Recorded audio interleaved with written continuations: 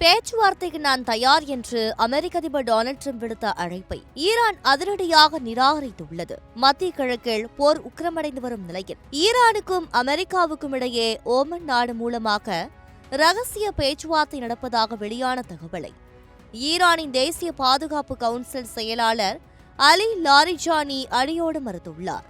அமெரிக்காவுடன் இனி பேசுவதற்கு ஒன்றுமில்லை என்று கூறியுள்ள அவர் ட்ரம்ப் மீது மிக கடுமையான குற்றச்சாட்டுகளை முன்வைத்துள்ளார்.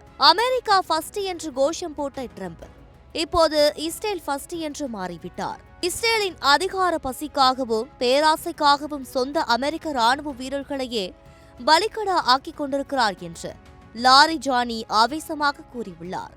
ட்ரம்ப் ஒரு மாயுலகத்தில் வாழ்ந்து கொண்டு இஷ்டத்திற்கு பேசுவதாகவும் பிராந்தியத்தில் அமைதியை சீர்குலைப்பதே அவரது வேலை என்றும் அவர் சாடியுள்ளார். வால் ஸ்ட்ரீட் ஜேர்னல் பத்திரிகை வெளியிட்டிருந்த ஈரான் சமாதானத்திற்கு தயார் என்ற செய்தி வெறும் வதந்தி என்று லாரிஜானி முற்றுப்புள்ளி வைத்துள்ளார். ஆனால் இதில் ஒரு மிகப்பெரிய முரண்பாடும் உள்ளது.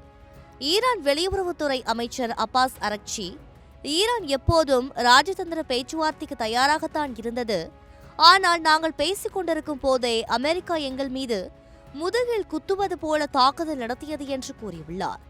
வெளியுறவுத்துறை அமைச்சரின் இந்த மென்மையான போக்கிற்கு நேர்மாறாக கமேனியின் வலதுகரம் என்று அழைக்கப்படும் லாரிஜானி பேச்சுவார்த்தை கிடையாது என்று கராராக சொல்லியிருப்பது ஈரானுக்குள் இருக்கும் குழப்பத்தை காட்டுகிறது.